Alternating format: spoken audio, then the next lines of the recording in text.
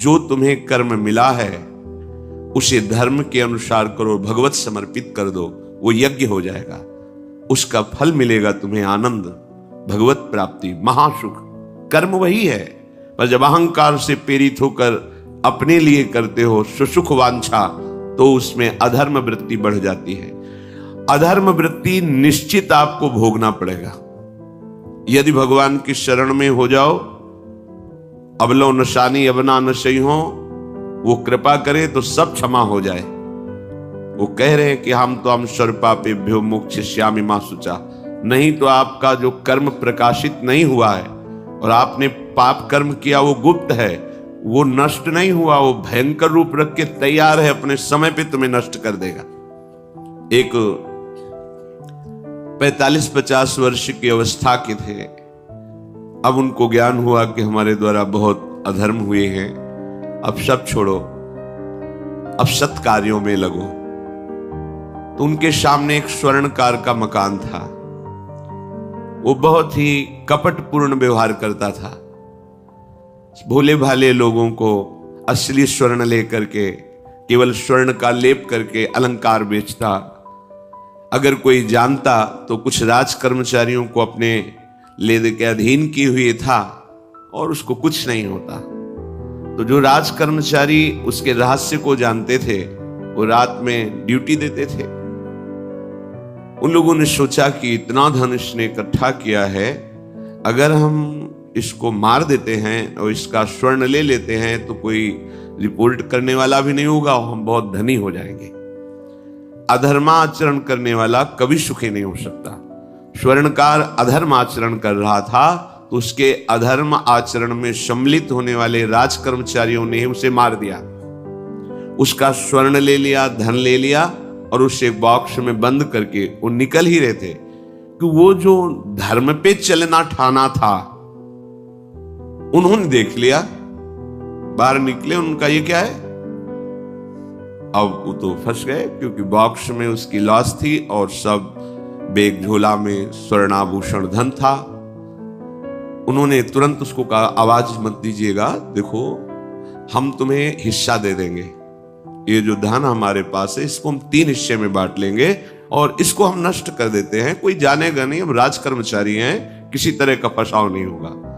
उन्होंने कहा, ये मैं अधर्म का कार्य नहीं कर सकता, मैं तो अब हल्ला मचाऊंगा, सबको बुलाऊंगा और बताऊंगा कि तुमने इसकी हत्या की है और इसका धन अपहरण कर रहे थे। अब राज कर्मचारी, उन्होंने सोचा हमारी ड्यूटी भी जाएगी, धन भी जाएगा, सजा भी मिलेगी।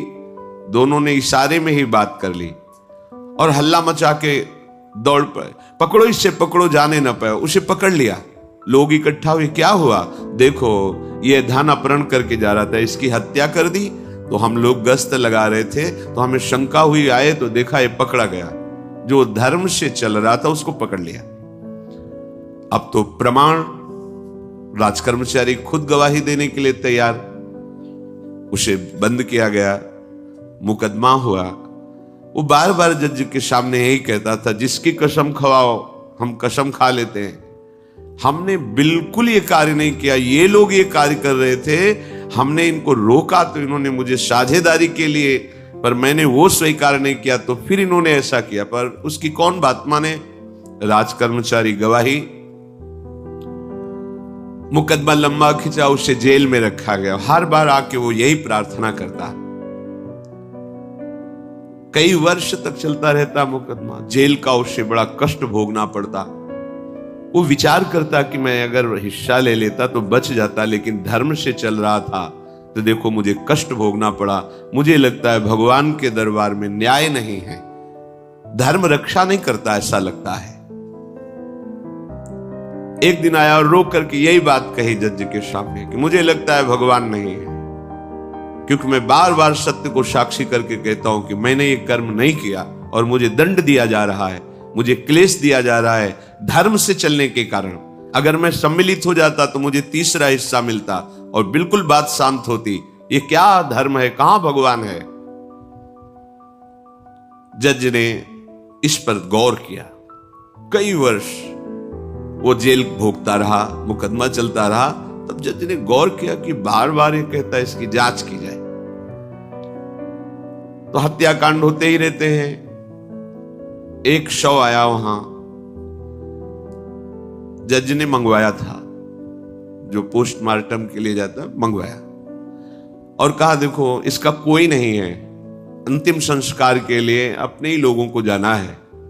तो 2 कर्मचारी जो थे सरकारी, जो स्वर्ण चोरी में सम्मिलित थे, उनको और उसको कहा कि बस तुम थोड़ी देर नदी के किनारे बैठे रहना, हम और लोगों को लेकर के आते हैं।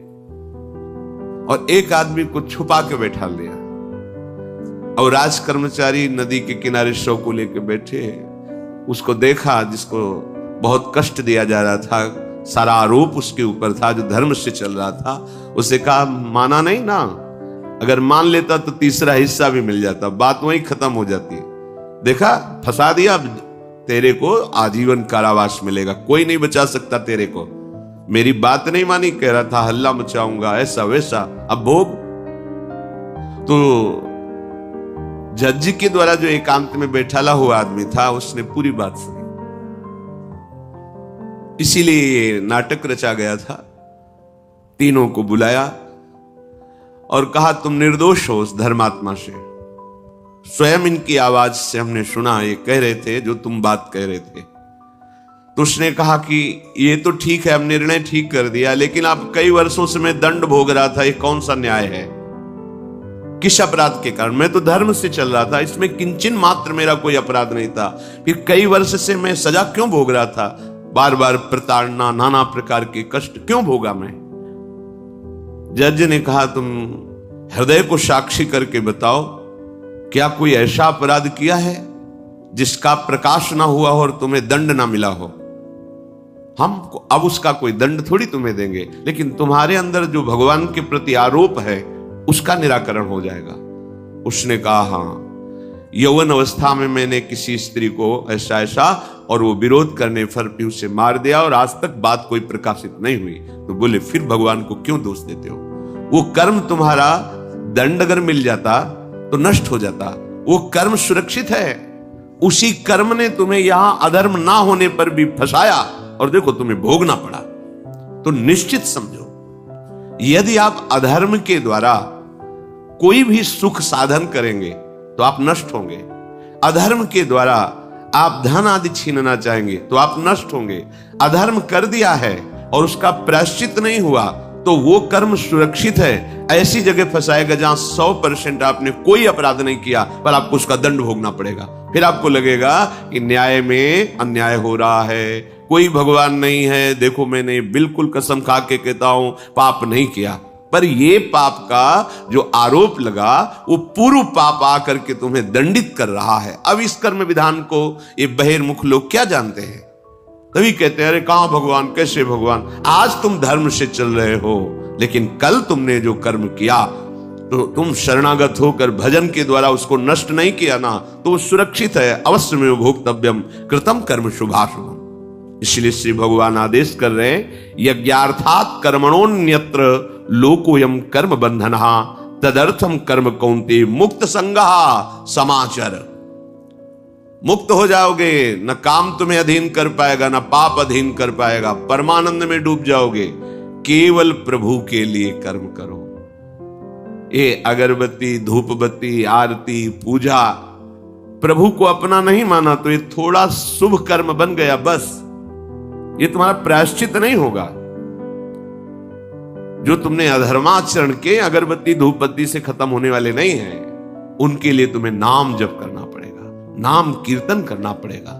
नाम कीर्तनम यस्य सर्व पाप प्रणाशनम, समस्त पापों का नाश करने में समर्थ है। राधा राधा राधा, कृष्ण कृष्ण कृष्ण, गोविंद गोविंद गोविंद। भगवान नाम, अगर भगवान नाम का आप निरंतर जप करने लगे तो आप स्वयं तर जाएंगे और लोगों को तार देंगे। मम भक्तियुक्तो भुवनम पुनात् सतरति सतरति सलोकाम तारयति। जो भी कर्म कर रहे हो वो भगवान के लिए भावना करो, उस कर्म को भगवान को समर्पित करो, तो तुमसे पापाचरण नहीं होगा। जो पापाचरण हो गए हैं 10 मिनट केवल बैठ करके अपने घर में ही ताली बजा के, मंजीरा लेकर के। इसे नाटक मत समझो, आडंबर मत समझो। नहीं, जो आडंबर और नाटक किए हैं ना, वो जब अपना नाटक फैलाएंगे तो तुम उस नाटक से निकल नहीं पाओगे। माया का नाटक है। भगवान नाम कीर्तन। ये जो लोग कहते हैं ना कि भगवान तो हृदय में बैठे, दिखावे की क्या जरूरत है। अगर इतना बोध हो चुका है भगवान हृदय में बैठे, तब तो आप सिद्ध हो गए। केवल वाणी से बोल रहे हो, मन मानी आचरण कर रहे हो, दुर्गति को प्राप्त हो रहे हो, तो है ना सबके हृदय अछत अविकारी, पर सकल जीव जग दीन दुखारी। सबके हृदय में बैठा है, पर दुर्दशा रोक रहा है क्या वो? क्यों? क्योंकि तुम केवल बातों से कहते हो तो सबके हृदय में बैठा है। ऐसा अनुभव किया? अगर ऐसा अनुभव किया तो बेविचार किसके साथ करते हो? चोरी किसकी करते हो? हिंसा की, कपट किससे? द्वेष किससे? बस केवल बातों से बात नहीं बनती। ये कर्म बातों से नष्ट नहीं होता, इसके लिए अनुष्ठान करना होगा नाम का। चाहे जैसी परिस्थिति हो, चाहे जो हो, जैसे भी हो, तुम्हारा मंगल होगा। अहोबत स्वपचतो गरियान यज्जिभ्यागे वर्तते नाम तुभ्यम। वो नीच आचरण करने वाला, अभक्ष पदार्थ खाने वाला भी यदि भगवान नाम उच्चारण करता है तो परम पावन हो जाता। अहो, आश्चर्य की बात! बड़े बड़े प्रायश्चित जिसे पावन नहीं कर सकते, भगवान नाम उसे पावन कर देता है। जैसी हरिवंश विचार के मनुज देह गुरु शरण गई, सकै तो सब परपंच तजी कृष्ण कृष्ण गोविंद कही। कृष्ण कृष्ण गोविंद क्या जाता है? हम तो ये नहीं कह रहे कि तुम नहा के जपो, तुम ऐसा करो, जैसे हो, जहां हो, गोविंद गोविंद, राधा राधा राधा वल्लभ श्री हरिवंश, तुम पावन हो जाओगे प्यारे।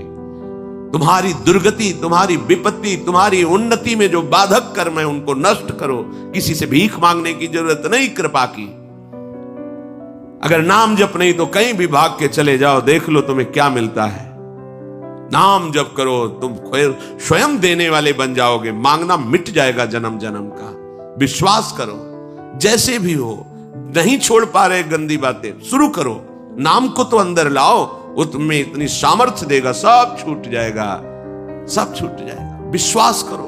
आज तक जितने बड़े बड़े ऊंचाई के पद पर पहुंचे हुए महात्मा हैं, सबके मूल में नाम पाया गया। निरंतर नाम जप, निरंतर अभ्यास करने से होता है। विश्वास करो, इसके बराबर न तीर्थ याटन है, न कोई अन्य साधन है। नाम कलयुग केवल नाम आधारा, सुमिर सुमिर नर उतर ही पारा। जिसने नाम का आश्रय ले लिया महासुखी हो गया। पर जब तक तुम्हारे पाप कर्म भस्म नहीं होते, तब तक तुम्हें आनंद नहीं मिलेगा। इसलिए विश्वास करके दीर्घ काल तक सम्मान पूर्वक, आदर पूर्वक हृदय में नाम जप करो। जब पाप वासनाएं नष्ट हो जाएंगी, पाप प्रवृत्ति नष्ट हो जाएगी, तब आनंद की धारा, तुम्हें कोई भी विपत्ति, कोई भी संकट परास्त नहीं कर पाएगा। प्रश्न होता है कि हम बहुत प्रयास करते हैं पर सफलता नहीं मिलती। प्रयास को कहते हैं पुरुषार्थ, और सफलता नहीं मिली उसको कहते हैं प्रारब्ध। कभी कभी प्रारब्ध बहुत जोर का होता है, जो बड़े बड़े ऋषि मुनियों के ऊपर भी हावी हो जाता है। पर पुरुषार्थ व्यर्थ नहीं जाता। यदि वो सत है तो तुम्हारा पुरुषार्थ भी तो असत है। अगर राधा राधा बीच में बोलते रहो और प्रभु की भावना कर लो कि 8 घंटे से जो काम कर रहा हूं, वो समय और वो कार्य दोनों प्रभु को समर्पित करते हैं, अब ये सत्य पुरुषार्थ हो गया। अब प्रारब्ध को बदलने की सामर्थ्य आ गई तुम्हारे पुरुषार्थ में। खिलवाड़ नहीं है। जो तुम एक भी कर्म करते हो, वो कर्म सुरक्षित है। वो तुम्हें दंड दे के रहेगा या तुम्हें सुखी करके रहेगा।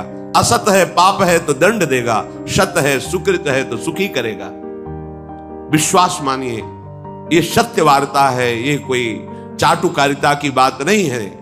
सत्य सत्य रहता है, चाहे जो युग हो, चाहे जो समय हो, सत्य अपना प्रभाव दिखा के रहता है। इसलिए भगवान का आदेश है, तुम्हारा जीवन भगवत प्राप्ति के लिए, आनंद में डूबने के लिए, मस्त होने के लिए मिला है। ये मस्ती नशा में नहीं है, ये मस्ती दूसरों के शरीर का मांस खाने में नहीं है, ये मस्ती दूसरों की हिंसा व्यभिचार इसमें नहीं है। मस्ती है स्वात्मानंद की। जब कोई चाह नहीं, कोई परवाह नहीं, मृत्यु भी एक खिलौना लगने लगे, उसे मस्ती कहते हैं। वो मस्ती आती है भगवान नाम जप से। शुद्ध ज्ञान का प्रकाश हुआ, मरने का भय खत्म हो गया, क्योंकि शरीर राग नष्ट हो गया। इसलिए सावधान होकर, जो जहां जैसी भी परिस्थिति में हो, भगवान नाम सदैव अपने पास रखो। राधा राधा, कृष्ण कृष्ण, गोविंद गोविंद। देख लेना, निहाल हो जाओगे, निहाल हो जाओगे, मस्त हो जाओगे। हमारी बात मान लो, हमारी प्रार्थना मान लो। कुछ इसमें नहीं लगता है, इसमें न पैसा देने की बात कर रहे, ना कोई संयम नियम की बात कर रहे। जैसे बने, मन नहीं लगता, मत लगने दो, ये बड़ा दुष्ट है। ये लगता है हमें दुर्गति कराने के लिए। अगर इसकी हां में हां मिलाओगे तो ऐसे निंदनीय कर्म कराता है, घृणा होती है अपने मन से। देखो ना, झांक के देखो ना मन को, कभी ये तृप्त नहीं हुआ। वही गंदी बात, वही गंदा चिंतन, वही गंदे आचरण की प्रेरणा। इस दुष्ट को मित्र मानते हो? ऐसे मन को, जो हमारा खास दुश्मन है वो मन है। वासनाओं में फंसा हुआ, वासनाओं की प्रेरणा करने वाला दुश्मन मन है। इस मन को डंडे से मारो। डंडा है हरिनाम। जितना जपोगे मन उतना ही सावधान रहेगा। कृष्ण कृष्ण, गोविंद गोविंद गोविंद, निरंतर रटन करो। राधा राधा राधा। क्या जाता है? जिह्वा से नाम उच्चारण कर रहे, शरीर से अच्छे कर्म कर रहे हैं, विचार अपने आप पावन होने लगेंगे। विचार पावन हुआ तो महात्मा हो गया, चाहे वो गृहस्थ हो, चाहे वो विरक्त हो। ध्यान दीजिए, हमारे पुरुषार्थ को प्रबल करने वाला और प्रारब्ध को नष्ट करने वाला एक ही महान समर्थ है, भगवान नाम। इसके सामने कोई साधन बराबरी नहीं कर सकता। ये महामहिम नाम भगवान का है, भगवान को भी अधीन करने की सामर्थ्य रखता है। ये जो निकृष्ट भाव बैठा हुआ है, बेटी हुई उदास हो गए, लड़का हुआ थाली बजाओ, घंटा बजाओ, जिससे बहुत बड़ा, बिल्कुल ठीक नहीं है। ये बेटा होता किससे है? बेटी से ही होता है। तुम किससे हुए हो? किसी मां से हुए हो। वो क्या थी? किसी की बेटी ही थी। कैसी मूर्खता छा गई है, गर्भस्थ बेटी की कोई परवाह न करके उसको। ये क्या है? कितने राक्षस वृत्ति में आ गए हैं हमारी। राक्षस भी अपने बच्चों को नहीं खाते। कितनी राक्षसी बुद्धि है। हम सुंदर दिखना चाहते हैं, समाज में सम्मान पाना चाहते हैं, और पाप कर्म कैसा? बेटी है गर्भ में, हत्या करा दो, नहीं चाहिए। बेटा कहां से पैदा होगा? वो किसी की बेटी से ही तो पैदा हो रहा है। कैसी मूढ़ता छा जाती है। वैसे भी शास्त्र में स्त्री हत्या करना बहुत बड़ा महापाप कहा गया है। फिर भ्रूण हत्या, गर्भ हत्या, गर्भस्थ शिशु की, उसमें भी कन्या, सर्वनाश। इसके बाद फिर रोते हैं, हमने कौन सा पाप किया, भगवान ने हमारा पुत्र छीन लिया। कौन सा पाप किया, भगवान ने ऐसा कर दिया। अरे अपने डायरी में तो लिखा करो कि तुमने कौन से पाप किए हैं। फिर जब परिणाम आवे तो सोचोगे तो लगेगा बहुत हल्के में निपाट रहे हैं भगवान, हमें तो बहुत कष्ट मिलना चाहिए। कैसी कैसी निर्दयता बैठ गई हो। हम मनुष्य कहलाते हैं, सदगृहस्थ कहलाते हैं, गर्भ से चलते हैं और गर्भस्थ शिशु की हत्या करते हैं। मान जाओ, ना सत्संग सुन रहे हो, ना शास्त्र स्वाध्याय कर रहे हो, इसलिए तुम्हें पता नहीं कि तुम कौन सा पाप कर रहे हो। ऐसे ये पाप, कुछ पाप ऐसे हैं जिनको वज्र की लीक कहा गया। वज्र की लीक में मिटाल नहीं सकते, तुम्हें भोगना पड़ेगा। जो गृहस्थ है और संतान नहीं है, उस जीवन को सार्थक करने के लिए अपने गृहस्थ जीवन का त्याग करो, तीर्थ धाम कहीं वास की व्यवस्था करो और दोनों मिलकर भजन करो, अपने शरीर को पूरा करो, तो जीवन सार्थक हो जाएगा। अगर गृहस्थ है, संतान है, पढ़ाओ लिखाओ, उसको उसी योग्य करो जैसे तुम्हारे माता पिता ने किया है, तो तुम उस ऋण से मुक्त हो जाओगे। और फिर भी भजन करो, भजन ही तुम्हें भगवान की प्राप्ति कराएगा। दूसरा, जो अपने धर्म से भ्रष्ट हो चुका है, उसका जीवन व्यर्थ है। आपका एक धर्म है, सबसे पहला धर्म है मनुष्य धर्म। मनुष्य का क्या कर्तव्य है? अपने प्राणों का भी बलिदान देकर दूसरे की रक्षा करना, और यहां अपने मन को सुख पहुंचाने के लिए दूसरे की हत्या कर देना। कैसा राक्षसी भाव वृत्तियों में आ गया। देखो, अगर कोई माता बहन एकांत मिल जाए तो बस राक्षस जैसे टूट पड़ते हैं। ऐसे स्वभाव, मार दो, जला दो, काट दो। बड़ी दुर्गति होगी, देख लेना, यहां भी होगी। छुपा के भी कर लो, तब कर्म प्रकाशित होगा। जब तुम अपराध नहीं करोगे, अपराध नहीं करोगे, तब वो अपराध तुम्हें फंसाएगा और जीवन भर रुलाएगा। मरने के बाद नर्क मिलेगा। नर्क माने बड़ी जेल है। वो बड़ी जेल, ये छोटी जेल है। जैसे बड़े अपराधियों को बड़ी जेलों में भेजा जाता है, तो विश्व ब्रह्मांड की सबसे बड़ी जेल और वहां के सबसे बड़े जेलर यमराज, वहां दंड मिलता है।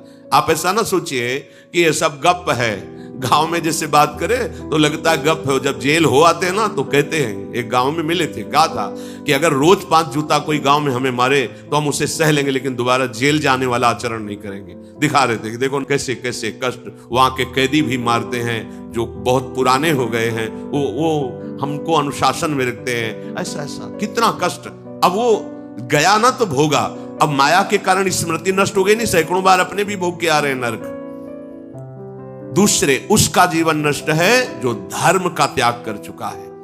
तुम पिता माता से प्रकट हुए, तुम्हारा धर्म है माता पिता की सेवा करना। भाई वो वृद्ध बेचारे माता पिता उठने बैठने में असमर्थ हैं, आप पैसे कमाने के लिए अपनी बहुली निकल गए, अब वो कष्ट भोग रहे हैं, ना उनको देखना है ना उनकी व्यवस्था करना है, मरने दो तो ठीक है। तुम्हें जब परिणाम आएगा तब तुम भी तो बनोगे ना वृद्ध, तब तुम्हें पता चलेगा। अवश्य में भोक्तव्यम कृतम कर्म शुभाशु। होश में माता पिता सबसे पहले भगवान हैं यदि आप गृहस्थ हैं तो। अगर आप बाल्यावस्था से भगवान के मार्ग का अनुसरण कर रहे हैं तो फिर भगवान प्रणत कुटुंब पाल रघुराई, भगवान व्यवस्था कर देते हैं। वैराग्य मार्ग में लौटकर पीछे नहीं देखा जाता। हमारे भगवान के अवतार मानेंगे महाप्रभु चैतन्य देव, नवयुति विष्णु प्रियादि माता सची छोड़ के चल दिए। आद्य गुरु भगवान शंकराचार्य भगवान के अवतार मां केवल छोड़ के चल दिया। भगवान के मार्ग में यदि ऐसे चले तो भगवान संभाल लेते, परम पद मिलता है 21 पीढ़ियों को। मां तो बिल्कुल नजदीक है, 21 पीढ़ियों को भगवत प्राप्ति हो जाती है। और शब्द है प्रणत कुटुंब पाल रघुराई, भगवान स्वयं उसके परिवार का पोषण करते हैं। पर यदि गृहस्थ धर्म में हो और अपने माता पिता का त्याग कर दिया, उनकी सेवा नहीं करते, वो दुख भोग रहे, तो नरक यंत्रणा मिलेगी और जीते जी तुम उन्नति को प्राप्त नहीं हो सकते। तुम्हें भले उन्नति दिखाई देती हो, बाद में परिणाम देख लेना। तीसरा, जो दूसरों के भोजन छीनने की चेष्टा में रहता है, कैसे इसका धन अपहरण कर लें, कैसी जमीन अपहरण कर लें, कैसे इसकी अव्यवस्था पैदा कर दें इसके जीवन में, जो केवल अपने ही सुख को देखता है उसकी दुर्गति होती है। तीसरा, उसका जीवन व्यर्थ है। जो दूसरों के सुख का अपहरण करके सुखी होना चाहता है, सदैव केवल अपने सुख में डूबना, सोचना कैसे मैं सुखी हो जाऊं, अधर्माचरण करूं, छीन लूं, क्या करूं, कैसे करूं, उसका जीवन व्यर्थ है। और चौथा, जो आए हुए साधु महात्मा अतिथि का अनादर कर देता है, अपमान कर देता है, सारे सुकृत नष्ट हो जाते हैं। ये 4 का जीवन बिल्कुल व्यर्थ हो जाता है। इनको असत जीवन कहा गया है, वृथा जीवन कहा गया है। इसलिए हे युधिष्ठिर, ये 4 दोष कभी हृदय में ना आने पावे। आरूढ़ पतिते दत्तो मन्यायोपहृतम चयत व्यर्थम तु पतिते दानम ब्राह्मणे तस्करे तथा।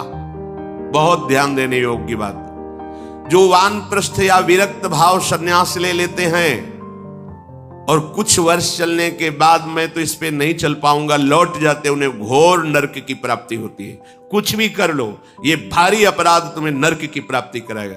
मार्कंडेय जी महाराज युधिष्ठिर को उपदेश कर रहे हैं।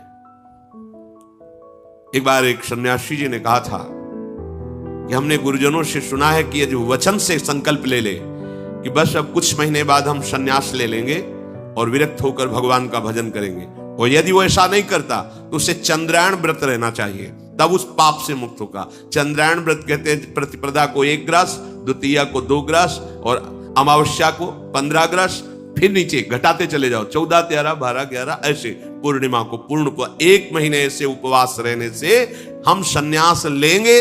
इस बात के अपराध का, उसको सन्यास लिया नहीं, केवल घोषणा कर दी थी। और जो सन्यास ले लिया या वानप्रस्थ, वानप्रस्थ कहते हैं पत्नी के सहित विरक्त होकर भजन करना।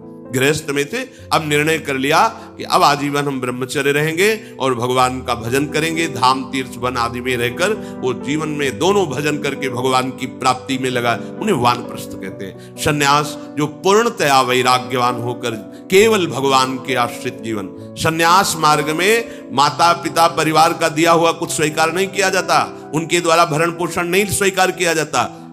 अगर स्वीकार करता है अपने धर्म से भ्रष्ट हो जाता है। ये मनमानी आचरण, न शास्त्र स्वाध्याय है, न सत्संग में श्रद्धा है। मनमानी आचरण से अध्यात्म मार्ग प्रकाशित नहीं होता। जिसने संन्यास ले लिया और वो फिर गृहस्थ में लौट जाता है, अब हमसे तो होने वाला नहीं, तो उसे आरूढ़ पतित कहते हैं। आरूढ़ पतिते दत्तो मन्यानयोपहृतम चयत, उसको दुर्गति प्राप्त होती है। इसलिए होश में, ये मार्ग ऐसा नहीं अब हमारा मन नहीं लगता, अरे अहो भाग्य है कि तुम्हारे भाग्य से विषय भोग मिटा दिया भगवान ने, तुम्हें परमार्थ का मार्ग दे दिया। जिसको छोड़ना कठिन है भगवान ने उसे काट दिया, चलो मेरे मार्ग में चलो। हम मनमानी आचरण नहीं, बिल्कुल नहीं। यहां शास्त्र आदेश करता है, ऐसे नहीं होना चाहिए कि 4 दिन हुए कपड़ा उतार दिया, कपड़े बदल लिए, 5वें दिन फिर उसी पोशाक में। तो जानते हो इससे क्या होगा? जीवन भर कुछ कर लो, दुर्गति प्राप्त होगी। तस्मात् शास्त्रम प्रमाणम ते कार्याकार्यो, ये कानून है। कानून में फंस गए तो सजा निश्चित होगी। ये भागवतिक कानून, जैसे एक राजकीय कानून है, तो ये भागवतिक त्रिभुवन का कानून है। त्रिभुवन में कहीं यही कानून काम करेगा। अलग अलग देश का कानून है, लेकिन ये त्रिभुवन का कानून है, विश्व का कानून है, ये भगवदीय कानून है। अगर इसमें फंस गए तो निकलना मुश्किल हो जाएगा। बहुत शास्त्र के अनुसार चलो। तो जो वानप्रस्थ या सन्यास लेकर के पुनः गृहस्थ धर्म से युक्त हो जाता है, उसकी दुर्गति निश्चित हो जाती है। आप तुम वो कर ही नहीं पाओगे। जैसे कहते हैं अब मंत्र ले लिया, आप क्या जाने की जरूरत है? मंत्र प्रकाशित ही नहीं होगा, जप ही नहीं पाओगे। लिख के देख लो, ये शब्द लिख लो, मंत्र नहीं प्रकाशित होगा, जप ही नहीं पाओगे। खिलवाड़ है परमार्थ चलना। एक एक अक्षर में अगर त्रुटि हो जाती है तो छाती जलेगी। कैसे कैसे गलती कैसे होगी? एक अक्षर भी अगर शास्त्र सम्मत इष्ट प्रेरित है, हृदय शीतल रहेगा, परमार्थ प्रकाशित रहेगा। ये मार्ग है। अब कौन शास्त्र स्वाध्याय करता है? कहां में सत्य चर्चा सुनने को मिलती है? भगवत कृपा है जो सुनने को मिल रही, इसको हृदय में धारण करो। जो जीवन हमें भगवान ने दिया है, ये निंदनीय जीवन नहीं है, ये रोने वाला जीवन नहीं कि हाय हमें दूल्हा नहीं मिला, दुल्हन नहीं मिली, हाँ संसार के भोग नहीं मिले, परिवार बड़ी कृपा हुई जिस दलदल से हम नहीं निकल सकते थे, नहीं निकल पाए अनंत जन्मों से, आज हमारी लाडली ने फूल जैसा मुझे अलग कर दिया। ये गृह कारज नाना जंजाला, तेति दुर्गम शैल विशाला, ये शर्म आवत अति कठिनाई, राम कृपा बिनु आए न जाई। भगवान ने तुम पर कृपा की, तुम्हें नाचना चाहिए कि रोना चाहिए? विषयों को देख देख कर जलते हो, भोगने की लालसा रखते हो। कैसा जीवन? व्यर्थ जीवन। बिल्कुल नहीं। सावधान, तुम्हारा जीवन भगवान के लिए, तुम्हारे भाग्य में श्री जी लिख दी गई है। हमें नाचना चाहिए। हमारे भाग्य को बदलकर प्रभु ने अपना चरणारविंद, अपना धाम, अपना नाम, अपनी सेवा दे दी। धिक्कार है अगर ऐसे होने पर भी ललचाए और उस मार्ग की तरफ जाए जहां से श्री जी ने निकाल लिया है। तो जो वानप्रस्थ या संन्यास धर्म स्वीकार करके पुनः गृहस्थ धर्म का आश्रय ले लेता है, उसकी नारकी गति होती, दुर्गति होती है। और जो पापाचरण करके, अन्याय से, अधर्म से छीन झपट करके धन और सोचता है उसमें कुछ दान कर देंगे। जैसे किसी ने प्रश्न किया था ब्लैक और व्हाइट, कि अब हम तो ब्लैक और व्हाइट का मतलब काला और सफेद समझते हैं, तो काला धन का मतलब होता होगा अधर्माचरण या जो राजकीय विभाग से पास ना हो, उसे ही काला धन कहते होंगे। तो काला धन काला ही रहता है, कोई व्हाइट नहीं कर सकता उसे। जमा कर लो, एक समय आएगा कि ट्रक में लद के सब चला जाएगा, तुम भी लद के चले जाओगे। अगर वो समय ना आया तो यमराज के दूत तुम्हें ले जाएंगे, सब यही पड़ा रहेगा। होश में चलो।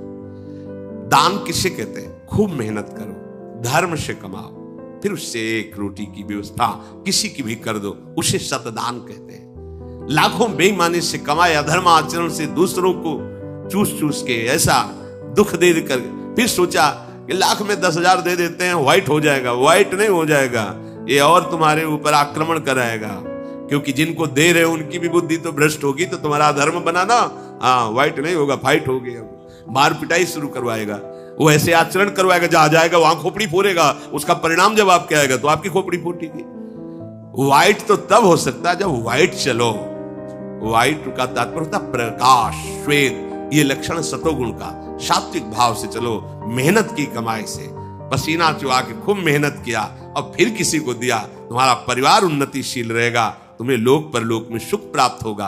अन्याय से कमाए हुए धन का दान पतित कर देता है, पतित कर देता है। अब इसमें एक उपाय है, मुझे पता नहीं था, प्रमादवश मेरे से गलती हो गई, कभी जीवन में गलती नहीं करूंगा, अब सुधार के लिए करो, हो जाएगा।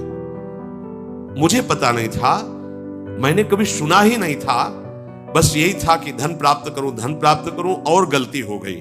अब मुझे पता चला कि मैंने गलत किया है, तो अब लो नशानी, अब ना नशे करो, गौ सेवा, संत सेवा, ठाकुर सेवा, गलती आगे से नहीं करूंगा। ये एक सूत्र बहुत बड़े, अब लो नशानी अब ना नशे, ये सबको पावन कर देता है, सब कुछ पावन कर देता है। पर ये ऐसा नहीं कि हम 100 कमा रहे हैं बेईमानी से तो 10 देते रहेंगे तो 90 व्हाइट होते रहेंगे, ऐसा कदापि कहीं नहीं लिखा। ये शास्त्र है, तस्मात् शास्त्रम प्रमाणन्ते। कई बार लोग प्रश्न करते हैं इस विषय का, ध्यान से सुन लो। अन्याय से कमाया हुआ धन अगर उससे हम दान भी करते हैं तो वो पतित ही करेगा, गिराएगा ही, किसी काम का नहीं है। आगे वर्णन कर रहे हैं कि धर्म से कमाया हुआ दान अगर ऐसे को दोगे तो वो भी व्यर्थ हो जाएगा। कैसा? मिथ्यावादी, पापाचरण करने वाला, झूठ बोलता है, पाप आचरण करता है, और आप उसे दान कर रहे हैं, बाद में वो पाप करेगा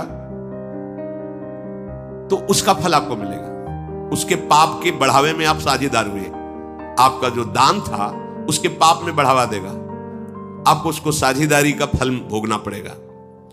कृतज्ञ, जो दूसरे के किए हुए को उपकार को नहीं मानता, अभिमानी और मदिरा पान करने वाला, अब आपसे पैसा लिया, शराब पिया, गंदे आचरण किए, आप उसके हिस्सेदारी बने। ऐसा थोड़ी दान की कोई मांग रहा है दे दो, बहुत पात्र और अपात्रता का निर्णय करके दिया जाता है। ऐसे नहीं कि मांग रहा है तो देना ही पड़ेगा, नहीं, हमें अधिकार समझ में आवे कि हमारे द्वारा दिए हुए धन का सदुपयोग हो रहा है, वहां पात्र देख करके धन आदि का दान किया जाता है। जो पतित हो चुका है, जो अधर्म व्यवसायी है, जो तमोगुण से आवृत रहते हैं और अंदर क्रोध भरा रहता है, अहंकार पूर्वक दान करते, मेरा सम्मान हो, ऐसे का दान ही नहीं स्वीकार करना चाहिए। ऐसे का दिया हुआ दान व्यर्थ हो जाता है, उसे निश्चित अन्य योनियों में जाके कष्ट भोगना पड़ता है। तामसी अहंकारी दान करने वाला परिणाम में दुख ही भोगता है। मैंने दिया, ये मैंने बनवाया, ये मैंने किया, ये तमोगुण का लक्षण अहंकार है। श्रेष्ठ मंत्रवेत्ता, सतमार्ग में चलने वालों को दैन्य होकर छुपा कर दान देना, ये उत्तम लोगों की प्राप्ति कराने वाला है। देखना है, धर्म से चलता है, हम जो धन देंगे उसका धर्म में प्रयोग होगा। मंत्रवेत्ता है, निरंतर मंत्र का अनुष्ठान करता रहता, पावर है। अगर हमारा धन ऐसी जगह गया तो हमारे पापों का नाश करके उत्तम लोगों की प्राप्ति कराएगा।